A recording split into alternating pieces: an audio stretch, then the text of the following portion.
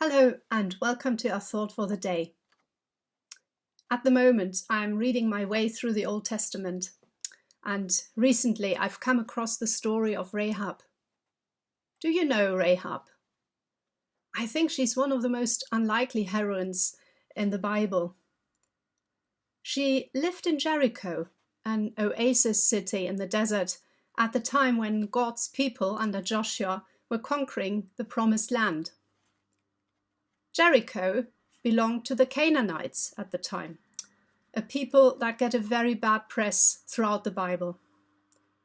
They were pagans, they worshipped fertility gods, and worst of all, they were prepared to sacrifice their children to them. Rahab lived in a house that was part of the fortifications of the city, so basically within the city wall. And we hear that she was a prostitute.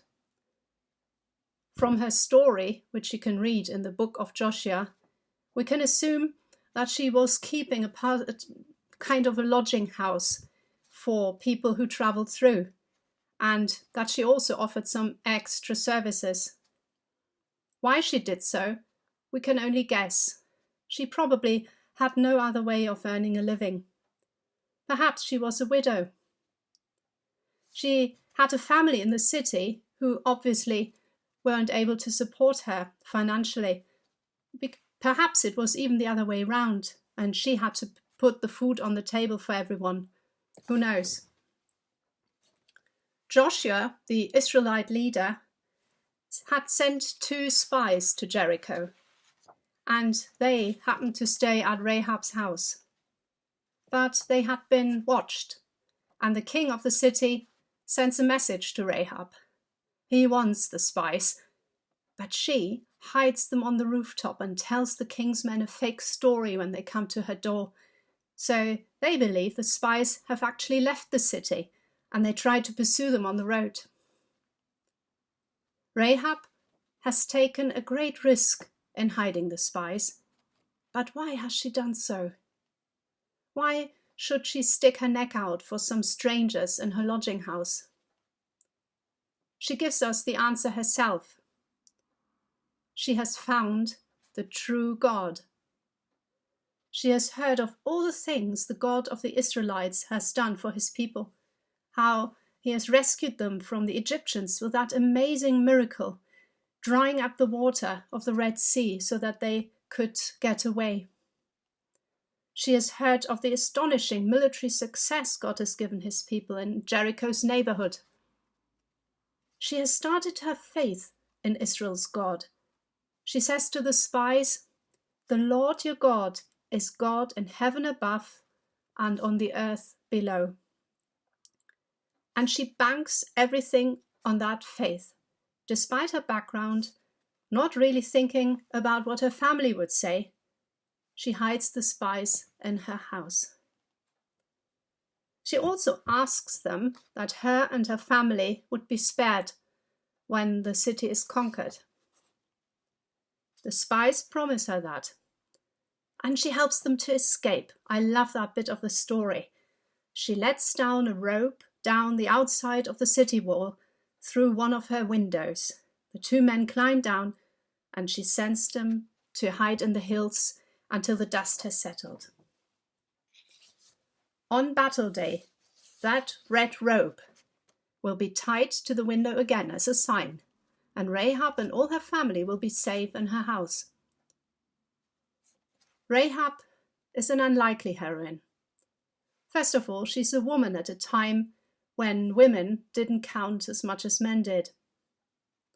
Then she's a Canaanite. Because of their pagan worship practices, Canaanites were at the bottom of the pile well into Jesus' time.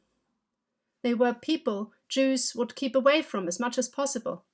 When it came to pagans, they were regarded to be the worst sort. And obviously she was making her living in a way that probably didn't earn her much respect amongst her own people either. But despite all that, she played a role in the story of God's people. What she did mattered. It was brave. She took a great risk. because of her action, not only the spies, but she and her family were saved. They would become part of God's people. And Rahab is actually one of the few female ancestors of Jesus whose names we know. She appears in Jesus' ancestry right at the beginning of Matthew's Gospel. And she's praised as an example of faith in a couple of other places in the New Testament as well. Her faith in God made all the difference. And I think this can still be true for us today. If we have faith in God, our past, our background doesn't have to determine our future. We might think that we are too unimportant or not gifted enough or not good enough to make a difference or play a role in God's kingdom.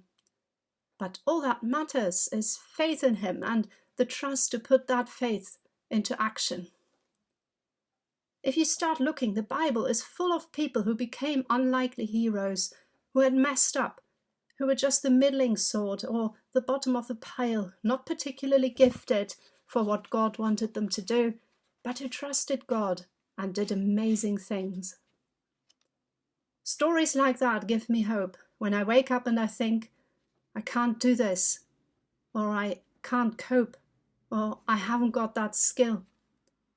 Because with God, I can. I love that verse from Psalm 18, where it says, with my God, I can scale a wall. If you knew me, you would know that I'm not a great athlete and not a great climber. It took me ages to learn how to climb a fence, which is really essential if you do any walking in mid-Wales. But walls, I wouldn't even dream of trying.